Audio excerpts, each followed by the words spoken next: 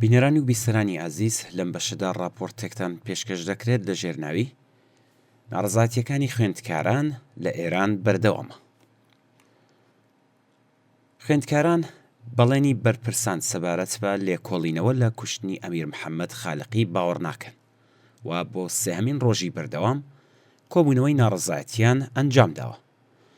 بەپێی راپۆرتە بڵاوکراوەکان لە تۆڕە کۆمەڵایەتیەکانی خوێندکاران، کۆبوونەوەی خوێندکارانی زانکۆی تاران لە ناڕەزایەتی بە کوشتنی ئەمیر محەممەد خالقی لە نیوەڕۆی ڕۆژی یەکشەممە 28 ڕێبەندان و بەپێی بانگەوازی پێشوو بە بەشداری بەرچاوی خوێندکاران دەستی پێکردو بۆ سێهەمین ڕۆژی بەردەوام درێژەی کێشە.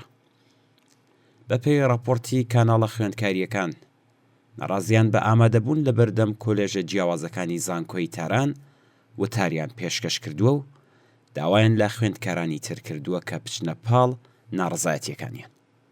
خوێندکارانی زانکۆی تربیەت مدەڕەسیش بە ئەنجامدانی کۆبوونەوەیەک لەگەڵ خوێندکارە ناڕازیەکانی زانکۆی تاران هاوڕێ بوون. هاوکات لەگەڵ ئەم ناڕەزایەتیانە دروشمنووسین و هەڵواسینی نووسراوە ناڕەزایەتیەکان لەسەر دیوارەکانی زانکۆکان و تابلۆی ڕاگەیاندنی خوێندکاری زیادی کردووە. لەم دروشم و ڕاگەیاندنانەدا کە لە زانکۆ جیاوازەکان بیندراون، خوێندکارانی زانکۆ جیاوازەکان هاوپشتی خۆیان لەگەڵ خوێندکارانی زانکۆی تاران ڕاگەیاندووە و حکوومەتی ئیسلامیان بە هۆکاری لە ناوبردنی ئاسایشی خوێندکاران و زیانەکانی لێدەکەوێتەوە ڕاگەیاندووە.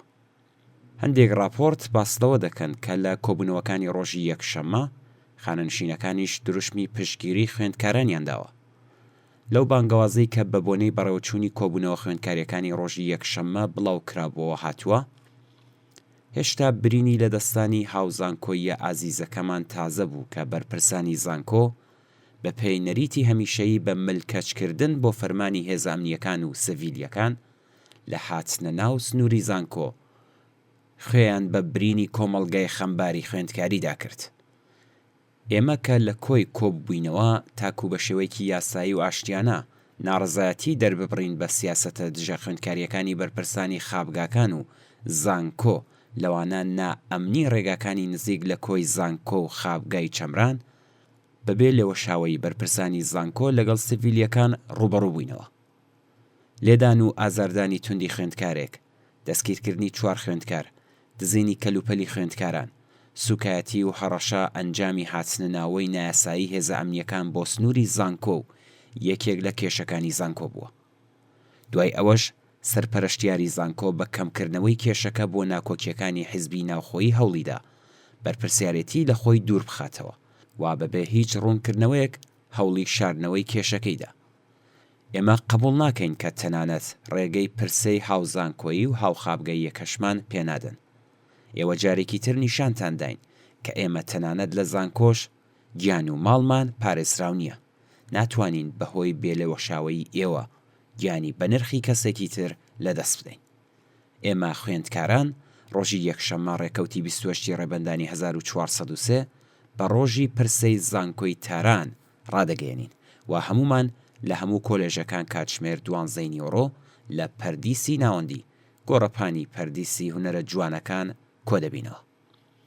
2 خوێندکاری زیندانی ئەمیر حسەین مورادی و عەلی یونسی لە پەیامێکدا بۆ خوێندکاران نووسیویانە ئێستا کاتی هەستانە. لەم پەیامەدا هاتووە: دیسان برین، دیسان کوژرانی هاوڕێ و هاوزانکۆیی، دیسان خەمێک کە لەسەر سنگ قورسایی دەکات. بنەماڵەی ئەمیر محەممەد خالقی و خوێندکارانی زانکۆی تاران، ئێمە لە خەمی ئێوەدا بەشدارین و لە ئێوە فێر دەبین کە چۆن ئەم خەمە بۆ تووڕەیی گۆڕیوە و ئەم تووڕەیەتان بەرەو ڕەگی ئەم کوشتنە نیشانەگرتووە. وا دیارە گرتنی گیانی خوێندکاران لەگەڵ سروشتی دیکتاتۆرەکان تێکەڵ بووە. لە 16 ئازەری 1332 تا کۆی خوێناوی زانکۆ لە تیری 78 و فڕۆکەی ئۆکراینی و ئەمڕۆ ئەمیر محەممەد، وڵام هەمیشە هەر ئەمە بووە و هەیە. ڕاپەڕین و هەستان و لەناوبردنی ڕەگی هەموو نائەمنی و کوشتنەکانە. خوێندکارانی زانکۆکانی سەرانسەری وڵات ئێستا کاتی هەستانە با هەموو لە تەنیشت یەک و لە تەنیشت زانکۆی تاران بوەستین. لە بەیاننامەی کۆمەڵێک لە خوێندکارانی زانکۆی عەلامەدا هاتووە ئێمە خوێندکارانی زانکۆی عەلامە پشگیری تەواوی خۆمان لە ناڕەزایەتیەکانی زانکۆی تاران ڕادەگەێنین و هۆکاری سەرەکی دۆخی خراپی ئێستا و هەروەها کوشتنی گەنجی خوێندکار ئەمیر محەممەد خالقی بە کەسی عەلی خامنەی دەزانی.